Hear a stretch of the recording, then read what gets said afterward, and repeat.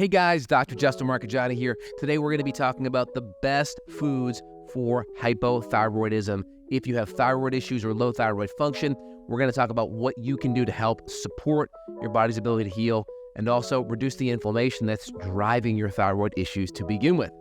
So first things first, before we do, smash that like button. Really helps the search algorithm. Love to see your comments down below, and sharing is caring as well. So first things first, when we're dealing with thyroid issues or hypothyroidism, I'd say 99% of thyroid issues are in the hypo state. This is where you're seeing low thyroid function. Typically a hallmark conventionally is elevated TSH, usually about 4.5 into 5. You can see it subclinically 2.5 and up. And that's followed by lower T4 and T3. T4 is relatively inactive, T3 is more active. So we'll start to see this drop of thyroid hormone downstream. Typically, T4 is what's looked at the most, if it's even run, followed by T3, which is typically not looked at. And then what is definitely ignored is the thyroid antibodies, which is super important because that's a state, it's a marker of inflammation and your immune system's attack on that thyroid tissue. And so ideally, if we have a thyroid problem, we want to do and recommend strategies diet-wise, nutrient-wise, supplement-wise that are going to reduce that overall inflammation. The thinking is, from a functional medicine standpoint, that if we support the underlying immune attack, that thyroid may have a chance to heal if we can get the inflammation from that autoimmune attack down. So that's key. All right, so we're going to be talking about some of the best foods that we can recommend to help support that. Now, part of it's going to be nutrient density, foods that are nutrient dense, that are high in certain nutrients that are essential for thyroid function, conversion, activation, as well as foods that have an anti-inflammatory nature to it, like foods like selenium, very important. The iodination process spits out hydrogen peroxide that can create inflammation and potentially provoke an autoimmune attack. It's partly why doing too much iodine can potentially increase that autoimmune attack. So we want to, if we have small amounts of iodine, we need selenium there with it to help neutralize that hydrogen peroxide into water, because hydrogen peroxide is H2O2. So selenium comes in there, cleaves off an oxygen, which makes it H2O. And that decreases the inflammation of that metabolite, if you will, right? And so it's very important to have certain nutrients like that. That's just one example, for instance. All right, let's go dive in here. I'll go over it with you guys and make sense of it. And if you enjoy, feel free. We'll put a link down below. I see functional medicine patients worldwide that have thyroid issues and lots of other issues that drive energy, mood, digestive issues. And patients are trying to get to the root cause, right? Because they're tired of using a drug to cover up the symptoms. If you want, there'll be a link down below where you can reach out and get the support you need. All right, guys. So best foods for hypothyroidism. So seafood. Now, this is a double-edged sword. I put it first because I wanted to give the caveat. Seafood is rich in iodine. If we have autoimmune attack, elevated antibodies, you got to be very careful with iodine. If we do iodine, we like to choose lower sources of iodine. So in a multi, maybe it's 150 to 250 micrograms, and maybe we're eating some eggs or some fish or some chicken, right? And we got to be very careful because if we have lots of antibodies, iodine could potentially exacerbate an autoimmune attack. Part of the data on seafood consumption and iodine was based off of a study by Nagasaki et al., where they looked at Japanese islanders, and they said they were consuming 13,000 milligrams a day. And the studies found out, looking years later, that they were off by a factor of 10. So it's about 1.3 to 1.5 milligrams, okay? Hope that makes sense out of the gate. So we're in the milligram amount, and they were at 13,500. They found it was about a factor of 10 off, so about 1,300-ish. And so part of the reason why people were recommending tons and tons of iodine was because they saw these Japanese islanders consuming lots of it and having good thyroid function. So we're off a little bit. So we have to be very careful when we talk about iodine and how much. Out of the gate, I recommend keeping it in, I'd say, under the milligram amount if we're going to do it.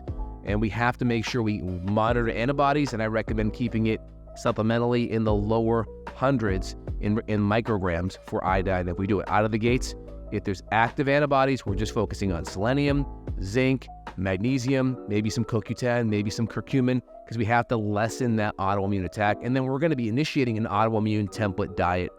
We're trying to cut out a lot of the inflammatory foods and focus on the anti-inflammatory. Now, I'm going to recommend some foods that may not fit on that diet. So I'm going to try to give caveats because everyone comes in at different places. Not everyone has sky-high antibodies. So I'm trying to dovetail this so you guys can listen to it and see what track you may fit in as I recommend it. So iodine, double-edged sword. Start low to very little if there is any autoimmune attack. Couple hundred micrograms is fine. You do need a couple hundred micrograms, right? That's a minimum.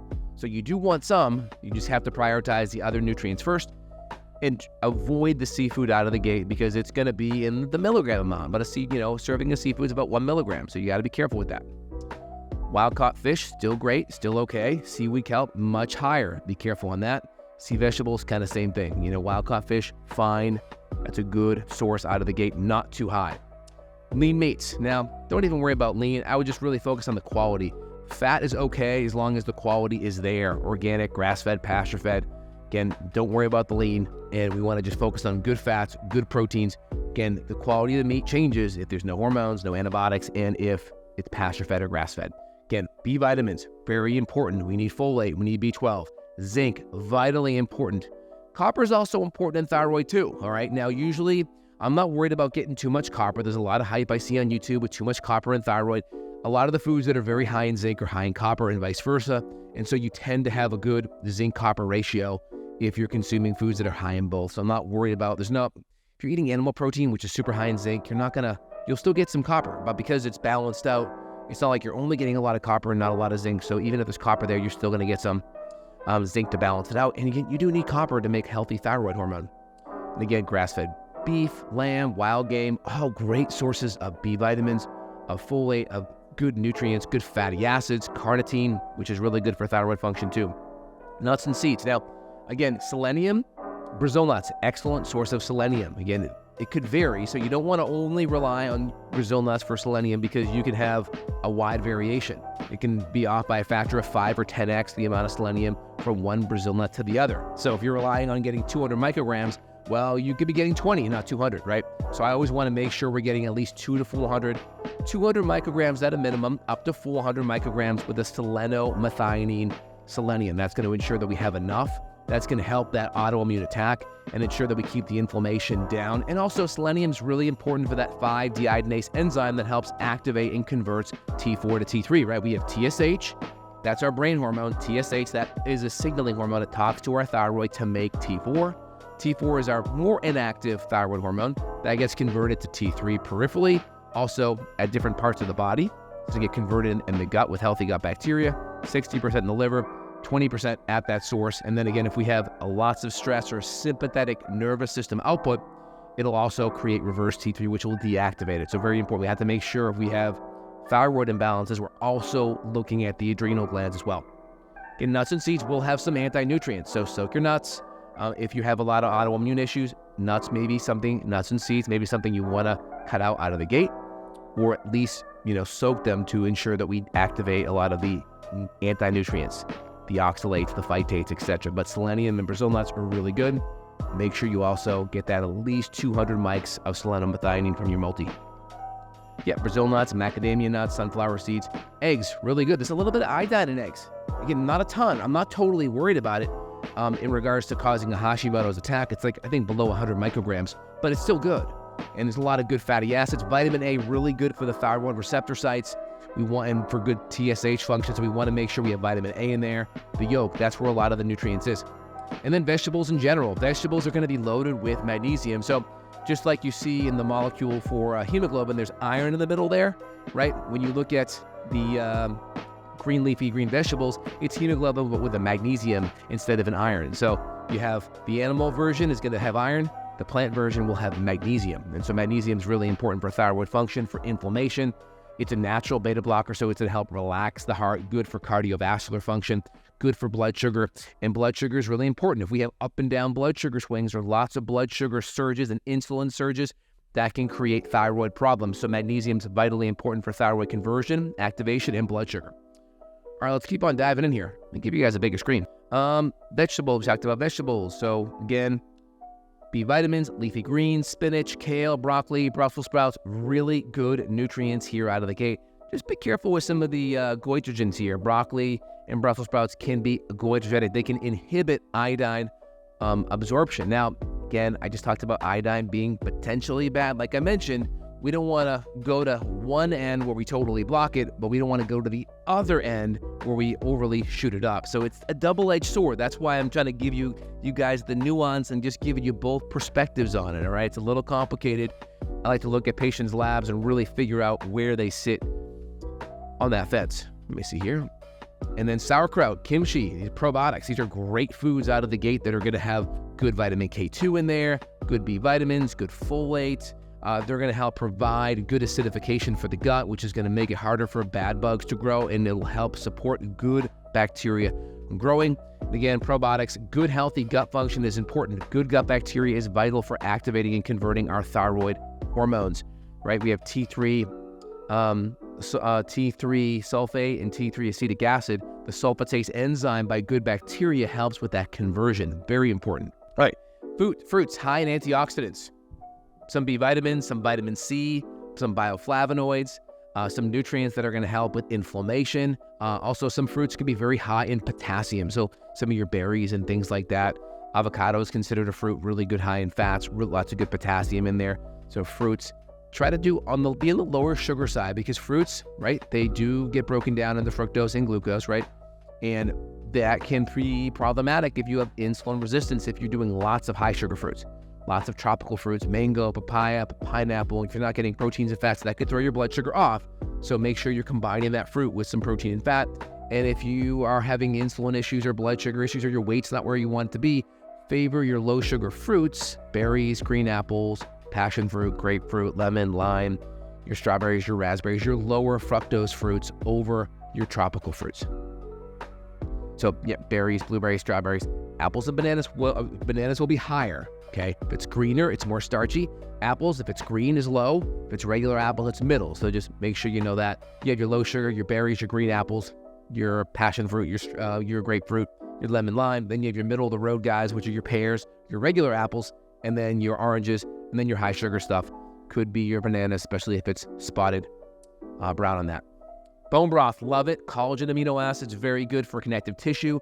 Glycine is very good for the gut lining. Guess where most thyroid issues start? They start in the gut. So glycine is very important for the gut lining, which thus will help that thyroid. And also just having good connective tissue is vitally important. We want to make sure we're providing good building blocks. So if that thyroid tissue is inflamed, that glycine is going to help kind of reduce that inflammation and provide building blocks to repair that tissue. Very important. Avocados, like I mentioned, high in potassium. If I just say right now, think right now, what food do you associate with potassium, right? 9 times out of 10, it's banana. Well, guess what? Avocados have twice the amount of potassium that a banana does. So reframe that, because bananas have a lot more carbs. Avocados, way good fats, like really good fats, right? Monounsaturated fats, really good. And again, you're also going to get the potassium, which is so important because all your cells require that sodium-potassium pump. Sodium goes out, potassium goes in. That helps the cells communicate, and it also helps with your nerves and your heart from working optimally, right? We need magnesium, sodium, potassium, your electrolytes to work so cells can communicate and you can have good action potential.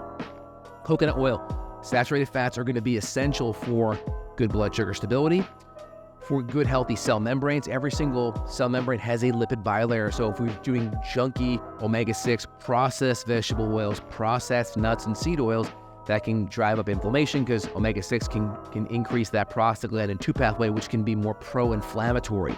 So coconut oil is going to be more saturated. It's going to be more stable, great to cook at, higher temperature, really good source of ketones. Your body will take that fat-free fatty acid and glycerol backbone, break them off, convert that to ketones and use that as a fuel source to stabilize blood sugar and energy. So really important, which is important for thyroid because thyroid helps control your metabolism, and the more stable blood sugar and metabolism, the healthier you'll be metabolically. And then fermented foods. I already mentioned that earlier. That's going to support gut health. That's going to help with vitamin K2. And that's going to help with endogenous nutrients that are providing probiotics, but also it's going to help support your endogenous production. So it's going to help your internal production, as well as giving you external probiotics, external nutrients, vitamin K2, and it's going to have other different acids that are going to be really good for the gut and microbiome. All right, guys, if you enjoyed today's video, feel free, let me know. Love to hear it here out of the gates. Again, if you're enjoying the feedback, put it in the comments below. I gave you a lot of things. Start with one thing. Again, try to have a whole food, nutrient-dense diet. Don't go over the top with iodine. Get your thyroid hormones tested. We'll put a link down below if you want to reach out and schedule a thyroid test. There'll be a link down below. Also, there'll be a consult link where you can reach out to myself and my team. We see patients all over the world, worldwide. So if you want that support in getting to the underlying cause of why you have a thyroid issue, We'll help you with that. Also, we got a thyroid book coming out at the end of the year, early next year, called The Thyroid Reboot. Look for that on Amazon coming your way. All right, guys, if you enjoyed it, love to see your comments down below. Take care, y'all.